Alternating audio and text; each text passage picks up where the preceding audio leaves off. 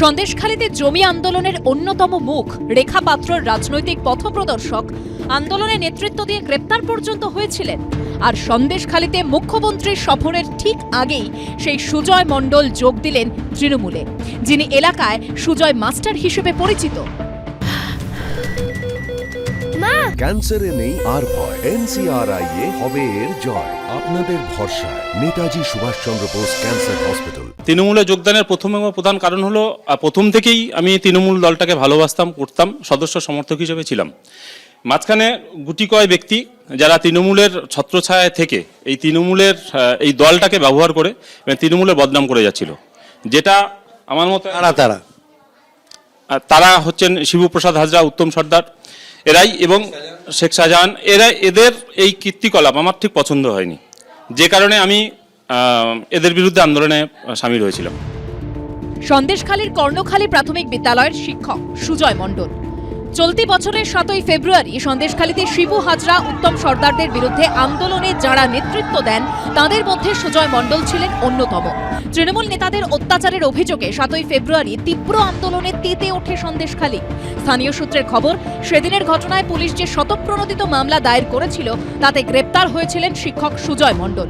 আর গন্ডগোলের পর ফেব্রুয়ারি মাসেই সন্দেশখালীতে গিয়ে এই শিক্ষকের বাড়িতেই গিয়েছিলেন দুই মন্ত্রী পার্থ ভৌমিক ও সুজিত বসু। তাঁকে সঙ্গে নিয়ে একের পর এক গ্রামে গিয়ে বাসিন্দাদের অভাব অভিযোগ শোনেন মন্ত্রীরা। এই সুজয় মণ্ডলই এবার সন্দেশখালী 2 নম্বর ব্লকের তৃণমূল পার্টি অফিসে গিয়ে নাম লেখালেন শাসক দলে।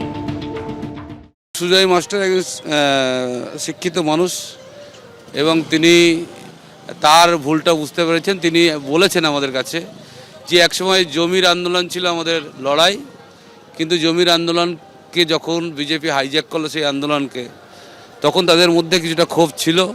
অবশ্যই তিনি ভুল বুঝে দিদির উন্নয়নে সামিল হতে চেয়েছেন এবং এই জন্য আমরা তাকে ধন্যবাদ জানাবো। উনি তৃণমূলের একজন সদস্য ছিলেন, উনি তৃণমূলে যোগদান করছেন। উনি দেখুন, ওনারা লোক দেখানো বারবারই যে তৃণমূলে যোগদান করবে। একজন তৃণমূলের কর্মী এসে বারবার যে কবার মুখ্যমন্ত্রী এই আমাদের সন্দেশখালী বলুন, ক্যানিংয়ে বলুন, হিঙ্গলগঞ্জে বলুন, যে কবার আসবে সেই কবার যোগদান করবে। তাই বলে তো উনি তো আর এটা বোঝা যায় না যে উনি অন্য কোনো পার্টির থেকে এসে যোগদান করছেন। উনি তৃণমূলকে ভালোবাসেন, তৃণমূলে ছিলেন, এখনও আছেন। অবশ্যই আন্দোলনে ছিল, আবার উনি ওনার জায়গায় ফিরে গেছে। লোকসভা ভোটের মাঝে সন্দেশখালী কাণ্ড নিয়ে একটি অডিও ভাইরাল হয়েছিল, যেখানে সুজয় মণ্ডল এবং বিজেপি নেত্রী মাম্পি দাসের আত্মীয় সৈকত দাস ওরফে পিকাইয়ের সঙ্গে এক মহিলার কথোপকথন শোনা গিয়েছিল। সেখানে বিস্ফোরক অভিযোগ করতে শোনা গিয়েছিল সুজয় মণ্ডলকে।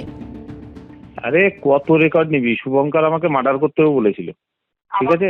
আন্দোলনের শুরুতে শুভঙ্কর বলেছিল যে সুজয়দা, কলা গাছ যদি কেটে ফেলতে হয় তাহলে কেটে দাও, ও দাদা বলে দিয়েছে, ঠিক আছে? শুভঙ্কর আমাকে বলেছিল আন্দোলনের শুরুতেই, যেদিন ও আমাকে নাম্বার দেয়, বলছে কলা গাছ যদি কেটে দিতে হয় তো কেটে দাও, ঠিক আছে?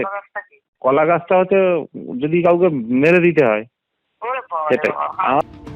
যদিও তৃণমূলের যোগদানের পর সেই অডিও নিয়ে সেরকম মন্তব্য করতে চাননি তিনি।